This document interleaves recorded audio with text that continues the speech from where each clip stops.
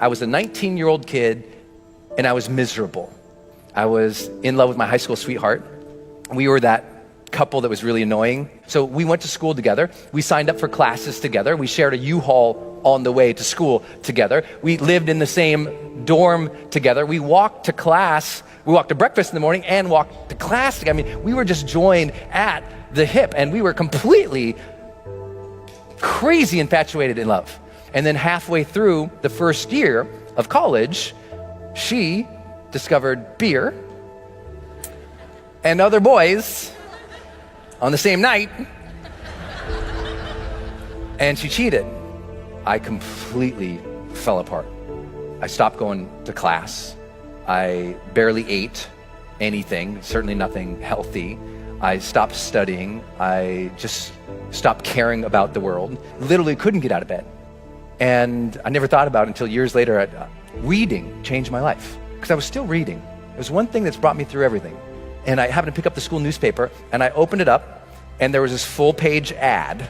It was this perfect white sandy beach, turquoise water, big green palm tree. And across the top of the ad, it said, "Escape." Students needed for summertime jobs in the Dominican Republic. So I escaped. I went down there, and one night, my friend Kevin and I, we hopped into a car after dropping off a client. So we're going down this road, 85 miles an hour in this car, and the windows were open and that air was coming in. That amazing humid, if you've been in the Caribbean, that just gorgeous, amazing humid air is coming in. And then we came upon a corner. We take that corner 85 miles an hour, and that corner became the turning point that put my feet on the stage for you today. Kevin grabs the wheel, he goes, "Hold on!" And I brace.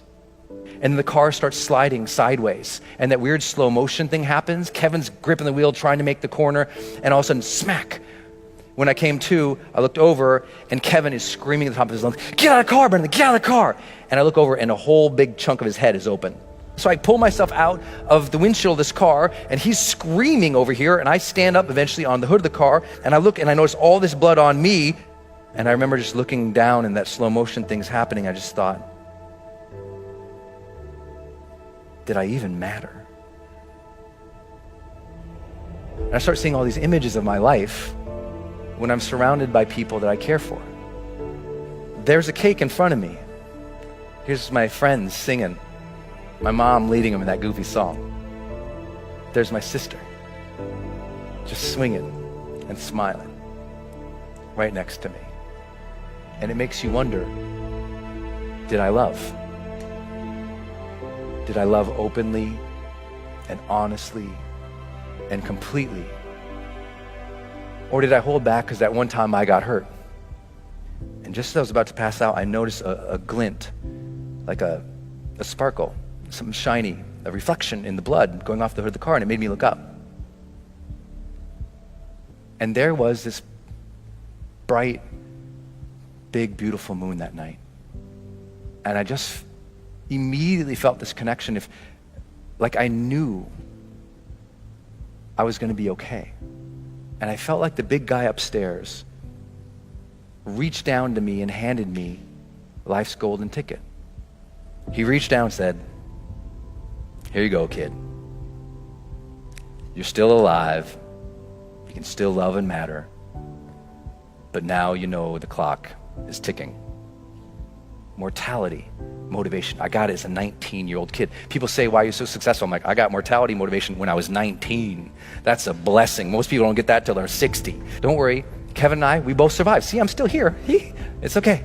I made it. But the one thing that I took away from that entire thing was that moment and those questions, because I remembered them and I thought about them as I was healing. I was like, what was that about?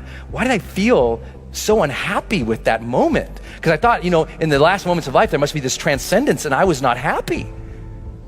And I realized it was because of how I'd been living my life, and I wasn't living to my questions. I knew I got those questions. Did I live? Did I love? Did I matter? And soon as I got that those were the questions I'm going to evaluate myself with at the end of the life, it gave me the power of what my late mentor, Wayne Dyer, taught, the power of intention. That breath you just took, feel it. What a blessing that is, you got that life. what a blessing is you got that breath. That means you still got something inside. You got to work for it. You got to contribute for it. You got to give for it. You got to lead for it. You got to love for it, because you still have something not just in you, you're still here for a reason. And now you just got to earn that blessing.